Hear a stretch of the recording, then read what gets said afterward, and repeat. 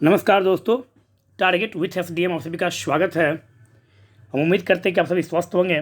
आज हम लोग अफ्रीका महाद्वीप का जो वेब सीरीज चल रहा है उसका यह अगला भाग है और धीरे धीरे एक एक करके हम अफ्रीका महाद्वीप को समझाने का प्रयास कर रहे हैं और हम उम्मीद करते हैं कि आप लोगों को भी पढ़ने में और समझने में किसी भी तरह की कोई भी परेशानी नहीं हो रहा होगा।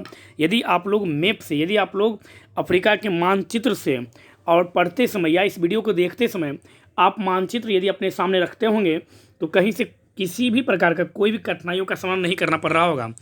तो चलिए चलते हैं। आज हम लोग थोड़ा सा एटलस माउंटेन के बारे में देखते हैं क्या कि एटलस माउंटेन कहाँ है, क्या है, नहीं है।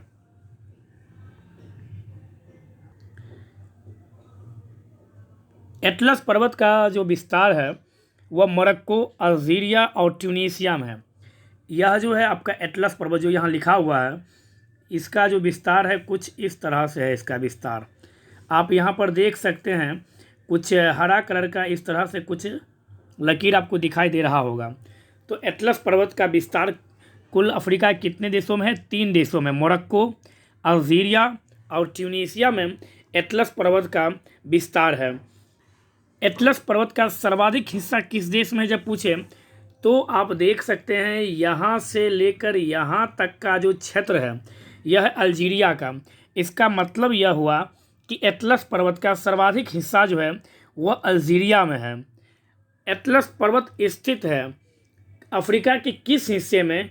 तो पश्चिमोत्तर हिस्से में। मतलब क्या, पश्चिम और उत्तर अफ्रीका में या उत्तर पश्चिम अफ्रीका में एटलस पर्वत स्थित है। स्टेप बाय स्टेप हम लोग चल रहे हैं। एटलस पर्वत को कुल कितने भागों में बांटा गया है? एटलस पर्वत को कुल 4 भागों में बांटा गया है। यह भी हम लोग याद रखेंगे। पहला सहारन एटलस, उसके बाद मिडिल एटलस, उसके बाद हाई एटलस और अंतिम एंटी एटलस। कौन कौन सा? Saharan Atlas, middle Atlas, high Atlas और एंटी एटलस के रूप में इसे बांटा गया है। सहारन एटलस जो है यह अल्जीरिया में है और एटलस का सबसे पूर्वी भाग सहारन एटलस कहलाता है। पूछेगा कि एटलस का सबसे पूर्वी भाग को किस नाम से जानते हैं तो सहारन एटलस के नाम से जानते हैं, जो कहाँ स्थित है? जो अल्जीरिया में स्थित है। हाई एटलस जो है वो यहाँ स्थित है। मतलब क्या, वो मोरक्को में स्थित है।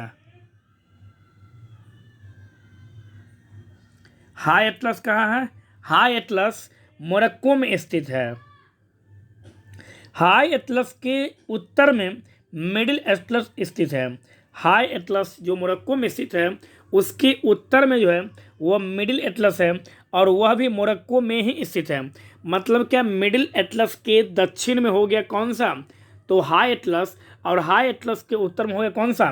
Middle Atlas. यह भी हम थोड़ा सा याद रखें। लेकिन है कहाँ? तो मोरक्को में। और हाई एटलस के दक्षिण में है, हाई एटलस के उत्तर में मिडिल एटलस और मिडिल एटलस के दक्षिण में है एंटी एटलस, जो मोरक्को और पश्चिमी सहारा। जो मोरक्को और यह क्षेत्र आप देख रहे होंगे थोड़ा सा यहाँ पश्चिमी सहारा का, तो है क्या, पश्चिमी सहारा और मोरक्को, इन दोनों देशों में जो स्थित है एटलस का हिस्सा, उसे किस एटलस के नाम से जानते हैं?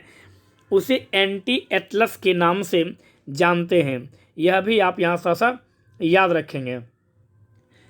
एटलस की सबसे ऊंची चोटी क्या कहलाती है? तो माउंट ट्यूबकल जो है वो एटलस की सर्वोच्च चोटी है, जो कहाँ स्थित है? तो एटलस की सर्वोच्च चोटी जो है वह मोरक्को में स्थित है, जिसे माउंट ट्यूबकल के नाम से जाना जाता है। आप यहाँ सा यह भी याद रखेंगे। और यहाँ पर देखिए आप, ट्रॉपिक ऑफ कैंसर, मतलब क्या, कर्क रेखा इस तरह से गुजर रही है। तो यह आप लोग कमेंट्स बॉक्स में लिख के बताएंगे कि अफ्रीका के कुल कितने देशों से होकर कर्क रेखा गुजरती है, क्योंकि ऑलरेडी हम लोग यह सब पढ़ चुके हैं। थोड़ा सा इस चीज़ पर ध्यान दीजिएगा, क्योंकि पढ़ते चलिएगा तो भूलते चलिएगा। पढ़ने के साथ साथ अभ्यास भी बहुत ज़रूरी है, यह याद रखेंगे।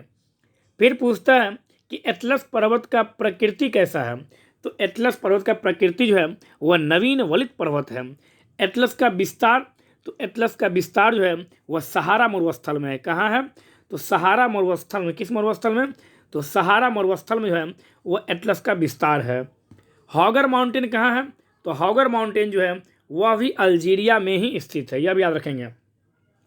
हॉगर माउंटेन की सर्वोच्च चोटी तहत, हॉगर माउंटेन की सर्वोच्च चोटी कौन सा है? तो तहत जो है वह हॉगर माउंटेन की सबसे ऊंची चोटी है। कर्क रेखा के दक्षिण में बिल्कुल समीप स्थित है कौन? तहत। यह देखिए, यह कर्क रेखा गुजर रही है और कर्क रेखा के दक्षिण में बिल्कुल समीप स्थित है कौन सा? तहत। तो अल्जीरिया यह हुआ, और यहाँ पर है, यहाँ पर, यह आप साथ यहाँ से याद रखेंगे। यह पर्वत सहारा मरुस्थल में स्थित है। कहाँ स्थित है? तो सहारा मरुस्थल में अगहर पर्वत या हॉगर पर्वत, जो भी लिखे आपको यहाँ पर आप देख सकते हैं लिखा भी हुआ है अगहार माउंटेन, तो उसी को कभी कभी हॉगर माउंटेन भी बोलते हैं। देखिए कर्क रेखा के एकदम दक्षिण में नियरेस्ट स्थित है, तो यह भी थोड़ा सा आप यहाँ से याद रखेंगे। यह पर्वत कहाँ स्थित है? तो सहारा मरुस्थल में स्थित है, यह थोड़ा सा आप यहाँ से ध्यान रखेंगे। आप यहाँ पर देख सकते हैं यह जो पर्वत है यह अगहर पर्वत है, जो अल्जीरिया में, यहाँ देख सकते हैं यह अल्जीरिया है जो अल्जीरिया में स्थित है। और यहाँ से आप देख सकते हैं यहाँ से गुजरती है कौन सी रेखा? तो कर्क रेखा।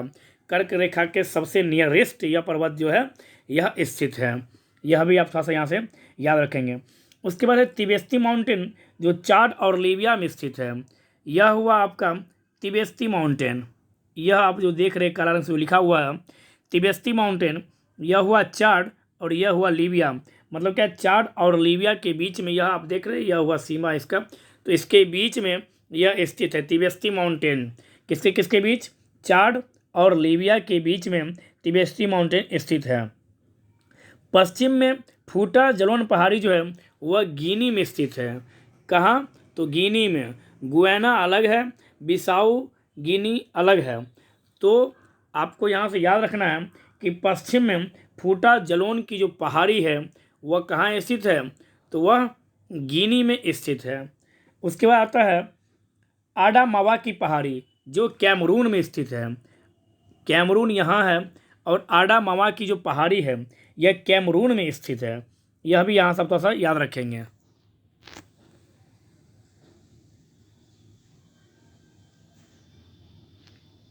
एक आता है ड्रैकेंस वर्ग पर्वत, जो दक्षिण अफ्रीका की, मतलब क्या, ड्रैकेंस वर्ग पर्वत जो है वो कहाँ स्थित है? तो वह आप बताएंगे, वह दक्षिण अफ्रीका में स्थित है। कौन सा पर्वत? तो ड्रैकेंस वर्ग पर्वत जो है वह कुछ इस तरह से दक्षिण अफ्रीका में स्थित है। ड्रैकेंस वर्ग पर्वत की सर्वोच्च चोटी कौन सा है? तो नेट लैनयान। नेट लैनयान जो है वह ड्रैकेंस वर्ग पर्वत की सर्वोच्च चोटी है, जो अफ्रीका और लेसोथो, आप देख रहे हैं जो अफ्रीका के चारों तरफ से घिरा हुआ देश है लेसोथो, उसमें मतलब क्या है, लेसोथो जो अफ्रीका से घिरा हुआ, चारों तरफ से जो घिरा हुआ देश है, उसमें इसकी सर्वोच्च चोटी है। मतलब क्या है, ड्रैकेंस वर्ग पर्वत का विस्तार साउथ अफ्रीका में है, लेकिन इसकी सर्वोच्च चोटी नेट लैनयान जो है वह कहाँ स्थित है? तो वह लेसोथो में स्थित है। अफ्रीका महाद्वीप के दो प्रमुख पर्वत श्रृंखला है। पहला हम लोग देख चुके हैं एटलस, और यह दूसरा कौन सा है? ड्रैकेंस वर्ग। यह भी आप यहाँ सा याद रखेंगे, ड्रैकेंस वर्ग पर्वत से आप यह याद रखेंगे। ड्रैकेंस वर्ग के उत्तर में है हाई वेल्ड, जो दक्षिण अफ्रीका में स्थित है, और हाई वेल्ड के दक्षिण में है ड्रैकेंस वर्ग, और ड्रैकेंस वर्ग के दक्षिण में है स्वार्टबर्ज। यह आप थोड़ा सा यहाँ से याद रखेंगे ड्रैकेंस वर्ग से। यहाँ जो आप देख रहे हैं कालाहारी मरुस्थल, यह नामीबिया, बोत्सवाना और साउथ अफ्रीका।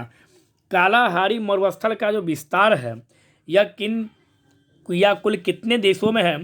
तो अफ्रीका के कुल 3 देशों में इसका विस्तार है। नामीबिया, बोत्सवाना और साउथ अफ्रीका में यह कालाहारी मरुस्थल स्थित है। यह भी थोड़ा सा आप यहाँ से याद रखेंगे। चलते हैं नेक्स्ट।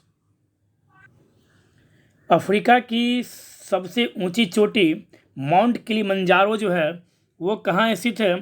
तो माउंट किलिमंजारो यह हुआ तंजानिया, और तंजानिया में जो है वह माउंट किलिमंजारो स्थित है, जिसकी ऊंचाई कितनी है? तो 5895 मीटर जो है वह तंजानिया में स्थित है। जो माउंट किलिमंजारो जो अफ्रीका महाद्वीप की सबसे ऊंची चोटी, सर्वोच्च चोटी किलिमंजारो है। माउंट केन्या कहाँ है? तो माउंट केन्या जो है यह हुआ आपका केन्या, और यह है माउंट केन्या जो केन्या में स्थित है। यह भी आप थोड़ा सा यहाँ से याद रखेंगे। और माउंट एल्गन कहाँ है?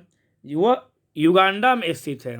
माउंट एल्गन जो है वह युगांडा, और युगांडा आपको यहाँ देखने को मिल सकता है, वो यहाँ स्थित है। यह भी थोड़ा सा आप यहाँ से याद रखेंगे। माउंट तिवेस्ती आप यहाँ देख सकते हैं, फिर से एक बार देख लीजिए। माउंट तिवेस्ती जो है वह कुल इस तरह से, मतलब क्या, चाड और लीबिया की सीमा पर स्थित है। माउंट तिवेस्ती का सर्वोच्च चोटी है एमी कोसी। कौन सा है? एमी कोसी। और यह पर्वत श्रृंखला भी जो है यह भी सहारा मरुस्थल में ही स्थित है। यह भी थोड़ा सा आप यहाँ से याद रखेंगे। इथोपिया हाईलैंड, यहाँ आप देखिए यहाँ लिखा हुआ भी है Ethiopia highland. Ethiopia highland Ethiopia में स्थित है, जो अफ्रीका के पूर्व में स्थित है। धीरे धीरे चल रहे हैं हम लोग, तो धीरे धीरे आप अपने कलम से अपने मैप पर चलिए। हम उम्मीद कर रहे हैं कि आप लोग जैसे जैसे हम बोल रहे हैं वैसे वैसे आप लोग अपने मैप पर प्रैक्टिस कर रहे हैं।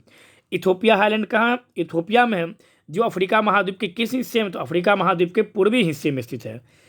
इथोपिया हाईलैंड की सर्वोच्च चोटी कौन सी है? तो इथोपिया हाईलैंड की सर्वोच्च चोटी है रास दसान। रास दसान जो है वह इथोपिया हाईलैंड की सर्वोच्च चोटी है। और ब्लू नील जो है उसका उद्गम स्थल जो है वह यहीं से होता है। कहाँ से? तो इथोपिया हाईलैंड से, रास दसान से। यह भी आप यहाँ थोड़ा सा याद रखेंगे। चाड झील जो है वह सहारा मरुस्थल की सबसे बड़ी झील है। यहाँ पर चाड में एक झील है जिसे चाड झील के नाम से जानते हैं, जो सहारा मरुस्थल की सबसे बड़ी झील है, जिसका विस्तार चाड, नाइजर, नाइजीरिया और कैमरून में है। यह कल हम लोग देख चुके हैं ऑलरेडी। कैमरून पर्वत का विस्तार जो है वह नाइजीरिया और कैमरून के सीमा पर स्थित है। यह हुआ आपको कैमरून और यह हुआ आपको नाइजीरिया। इन दोनों की सीमा पर जो स्थित है उसे कहते हैं कैमरून पर्वत। यह भी आप यहाँ से याद रखेंगे। केन्या माउंटेन जो है, जो केन्या में स्थित है, केन्या माउंटेन जो केन्या में स्थित है, यह अफ्रीका की दूसरी सबसे सर्वोच्च चोटी है। मतलब यह सबसे बड़ी पर्वत श्रृंखला है जो विषुवत रेखा के दक्षिण में, मतलब कि विषुवत रेखा के सबसे निकटतम स्थित है। कौन सा? तो केन्या माउंटेन। माउंट एल्गन जो शांत ज्वालामुखी का उदाहरण है। माउंट एल्गन आप यहाँ पर खोजेंगे तो आपको मिलेगा माउंट एल्गन कहाँ पर है। तो माउंट एल्गन जो है यह सबसे शांत ज्वालामुखी का उदाहरण है, माउंट एल्गन। आप लोग अपने मानचित्र पर खोजिएगा, एक प्रश्न आप लोगों के लिए यहाँ पर दिया गया है। माउंट राइजबरी युगांडा और जायरे के एल्बर्ट झील के सबसे स्थित है। विश्व का प्राकृतिक चिड़ियाघर किसे कहा जाता है? तो विश्व का प्राकृतिक चिड़ियाघर कांगो गणराज्य को कहा जाता है। यह याद रखेंगे हम लोग। किलिमंजारो की पूर्वी ढलान पर, किलिमंजारो कहाँ है? तंजानिया में। और तंजानिया कहाँ है मैप पर? तो वह आप लोग देख सकते हैं यहाँ पर है तंजानिया। किलिमंजारो की पूर्वी तट पर या पूर्वी ढलान पर किसकी खेती की जाती है? तो कहवा की खेती की जाती है। यह भी याद, किस जनजाति द्वारा? तो छग्गा जनजाति के द्वारा जो है वो किलिमंजारो की पूर्वी ढलान पर कहवा की खेती की जाती है। लोमा पर्वत कहाँ स्थित है? तो गुयाना और सियरा लियोन। सियरा लियोन यह हुआ और गुयाना यह हुआ। इन दोनों के बीच में यह पर्वत श्रृंखला स्थित है। यह भी आप यहाँ से याद रखेंगे। अफ्रीका का कौन सा झील विषुवत रेखा पर स्थित है? तो विक्टोरिया झील। विक्टोरिया झील जो है वो यहाँ पर स्थित है। यह भी आप यहाँ थोड़ा सा याद रखेंगे। कौन सा झील? विक्टोरिया झील, जो विषुवत रेखा पर स्थित है। विक्टोरिया झील को आप यहाँ पर देख सकते हैं। यह जो क्षेत्र है यह कुछ इस तरह से क्षेत्र है मानचित्र पर, जो विक्टोरिया झील, लेक विक्टोरिया यहाँ पर लिखा हुआ है। यह याद रखेंगे कि विक्टोरिया झील मतलब कि अफ्रीका का कौन सा झील है जो विषुवत रेखा पर स्थित है? तो विक्टोरिया झील। और विक्टोरिया झील से ही नदी निकलती है एक। कौन सी नदी निकलती है विक्टोरिया झील से? तो विक्टोरिया झील से नील नदी निकलती है। नील नदी निकलती है विक्टोरिया झील से और उत्तर की ओर जाती है। उत्तर का मतलब क्या, आप देख सकते हैं इस तरह से उत्तर की ओर जाती है विक्टोरिया झील से नील नदी निकलती है और भूमध्य सागर में, और यह जाकर कहाँ अपना जल गिराती है? तो यह जाकर अपना जल जो है इस तरह से वह निकलती है और यह जाकर अपना जल कहाँ गिराती है? तो आप इस तरह से इसको देख सकते हैं, इस तरह से यह जाकर अपना जल भूमध्य सागर में गिराती है। तो नील नदी जो है, नील नदी कहाँ से? विक्टोरिया झील से निकलती है और यह कहाँ जाकर जल गिराती है? तो यह भूमध्य सागर में जाकर यह अपना जल गिराती है। नासेर झील नील नदी पर स्थित है। नासेर झील जो है यहाँ पर एक झील है जो नील नदी पर स्थित है, जो मिस्र में स्थित है। यह भी याद रखेंगे। नासेर झील कहाँ है? तो नील नदी पर स्थित है, जो कहाँ स्थित है? जो मिस्र में स्थित है नासेर झील। यह भी हम लोग थोड़ा सा यहाँ से याद रखेंगे। नासेर झील कहाँ स्थित है? तो मिस्र में स्थित है। विक्टोरिया के दक्षिण में एक झील है। अब आप देखिए, यह हुआ विक्टोरिया लेक, और विक्टोरिया लेक के दक्षिण में देखिए एक झील है जिसे टांगानिका झील के नाम से जाना जाता है। तो क्या कह सकते हैं हम लोग? विक्टोरिया के दक्षिण में एक झील है टांगानिका झील। टांगानिका झील के दक्षिण में मलावी झील स्थित है। यहाँ से आप देख सकते हैं टांगानिका झील के दक्षिण में यह जो कुछ क्षेत्र है यह है मलावी झील का हिस्सा। मतलब क्या, उत्तर से दक्षिण जब सजाने बोले आपको इन तीनों में, सबसे पहले सजाएंगे लेक विक्टोरिया। लेक विक्टोरिया के दक्षिण में टांगानिका झील और टांगानिका झील के दक्षिण में मलावी झील, या दक्षिण से उत्तर जब बोले तो मलावी झील, टांगानिका झील और उसके बाद लेक विक्टोरिया। यह भी याद रखेंगे। विक्टोरिया झील, टांगानिका झील और मलावी झील, तीनों झीलों से कौन सा देश सीमा बनाती है? तो तंजानिया जो है वह तीनों झीलों से अपना सीमा बनाती है। यह भी याद रखेंगे। फिर पूछेगा कि यह जो विक्टोरिया झील है, यह जो विक्टोरिया लेक है, इसके बारे में बताइए आप। फिर पूछता है यहाँ से कि लेक विक्टोरिया मतलब विक्टोरिया झील जो है, यहाँ पर आप देख सकते हैं यह जो लाल बिंदी दिया गया है यह है लेक विक्टोरिया का हिस्सा। ठीक है, तो यहाँ से पूछता है कि लेक विक्टोरिया या विक्टोरिया झील किन तीन देशों के साथ अपना सीमा साझा करती है? तो लेक विक्टोरिया जो है वो केन्या, युगांडा और तंजानिया, इन तीन देशों के साथ अपना सीमा साझा करती है। कौन सा? विक्टोरिया झील। या पूछेगा कि विक्टोरिया झील का विस्तार कितने देशों में है? तो केन्या, युगांडा और तंजानिया। फिर पूछेगा आपसे कि टांगानिका झील जो है उसका विस्तार, तो तंजानिया, बुरुंडी, कांगो और जाम्बिया। कहाँ कहाँ बोलेंगे आप? तो टांगानिका झील का विस्तार तंजानिया, सबसे पहले तंजानिया, यह हुआ तंजानिया। तंजानिया के बाद बुरुंडी और बुरुंडी के बाद आप बोलेंगे क्या? तो कांगो कहाँ है? यहाँ है कांगो। और कांगो के बाद जाम्बिया। और बुरुंडी कहाँ? यह हुआ बुरुंडी, रवांडा में नहीं है, यह याद रखेंगे हम लोग। तो टांगानिका झील का विस्तार कुल 4 देशों में हुआ, तंजानिया, बुरुंडी, कांगो और जाम्बिया। जिम्बाब्वे नहीं, जाम्बिया। मलावी झील का विस्तार कुल कितने देशों में है? तो मलावी झील का विस्तार जो है वह मोजाम्बिक, तंजानिया और मलावी में है। मोजाम्बिक कहाँ है? तो वो आप देख सकते हैं, यह हुआ मोजाम्बिक। तंजानिया कहाँ है? तो यह हुआ तंजानिया और मलावी। इन तीनों के बीच यह जो स्थित है, यह रेड कलर वाला, यह जो है यह है मलावी झील। मलावी झील का विस्तार कुल कितने देशों में? 3 देशों में, तंजानिया, मलावी और मोजाम्बिक। जब बोले कि उत्तर दक्षिण समझाएं आप, तो पहले बोलेंगे तंजानिया के बाद मलावी के बाद मोजाम्बिक। या आपको देश दे समझाने के लिए कि उत्तर से दक्षिण निम्नलिखित देशों को समझाएं, देश दे दें। तो पहला उत्तर में तंजानिया के बाद मलावी के बाद मोजाम्बिक के बाद स्वाजिलैंड के बाद कौन सा होगा? लेसोथो। जब कंट्री में ऐसे देके पूछे उत्तर दक्षिण तो इस तरह समझाएंगे हम लोग। एक है तुर्कान झील जो केन्या में स्थित है, और टाना झील जो है यहाँ पर है, टाना झील इथोपिया में। यह जो लाल बिंदी पड़ा है यहाँ पर है टाना झील, जो कहाँ स्थित है? जो इथोपिया में स्थित है। और भविष्य का महाद्वीप भी अफ्रीका महाद्वीप को कहा जाता है। यह भी आप यहाँ थोड़ा सा याद रखेंगे। फिर पूछ सकता है कि नील नदी जो है वह कितने देशों से होकर गुजरता है। तो युगांडा, दक्षिणी सूडान, सूडान और मिस्र। विक्टोरिया झील से निकलता है, वो हम लोग उस वीडियो में देख चुके हैं। और यहाँ पर देखिए नील नदी कहाँ जल जा गिराती है, तो भूमध्य सागर में। किन देशों से होकर? युगांडा, दक्षिणी सूडान, सूडान और मिस्र। वाइट नील और ब्लू नील कहाँ मिलता है? तो सूडान, दक्षिणी सूडान, मतलब सूडान को दो भागों में डिवाइड किया गया है, उत्तरी सूडान, दक्षिणी सूडान। तो सूडान की राजधानी खार्तूम में यहाँ पर मिलती है। वो कौन मिलती है यहाँ पर? तो वाइट नील ब्लू नील से मिलती है कहाँ? खार्तूम में। और ब्लू नील का उद्गम स्थल कहाँ है? इथोपिया हाईलैंड, हम लोग कुछ देर पहले देखे थे। इथोपिया हाईलैंड में ब्लू नील का उद्गम स्थल है। और वाइट नील का तो विक्टोरिया झील में वाइट नील का उद्गम स्थल है। दोनों जब मिलती है खार्तूम में, वहीं से इसे नील नदी के नाम से जाना जाता है। नील नदी पर एक प्यारा सा बांध स्थित है। और वह बांध कहाँ पर स्थित है? तो वह बांध स्थित है मिस्र में।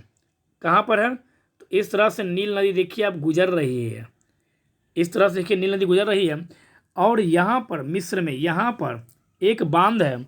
उस बांध को क्या कहते हैं? तो आसवान बांध, जो नील नदी पर स्थित है। किस देश में? तो मिस्र में स्थित है। एक नदी आती है कांगो नदी, आप देख रहे होंगे यहाँ पर दिया हुआ है कांगो रिवर बेसिन, यह हुआ 0 डिग्री। तो कांगो नदी जो है यह विषुवत रेखा को 2 बार काटती है। कांगो नदी कितनी बार काटती है विषुवत रेखा को? तो कांगो नदी विषुवत रेखा को 2 बार काटती है। कांगो नदी कहाँ गिरती है? तो कांगो नदी अटलांटिक महासागर में गिरती है। यह भी आप यहाँ थोड़ा सा याद रखेंगे। साउथ अफ्रीका और बोत्सवाना की सीमा पर कौन सा नदी स्थित है? तो यह जो है यह हुआ साउथ अफ्रीका का, और यह जो क्षेत्र है यह हुआ आपको बोत्सवाना का। यह क्षेत्र यह हुआ बोत्सवाना का क्षेत्र। इन दोनों की सीमा पर लिम्पोपो नदी स्थित है। यह भी याद रखेंगे। जाम्बेजी नदी कहाँ स्थित है?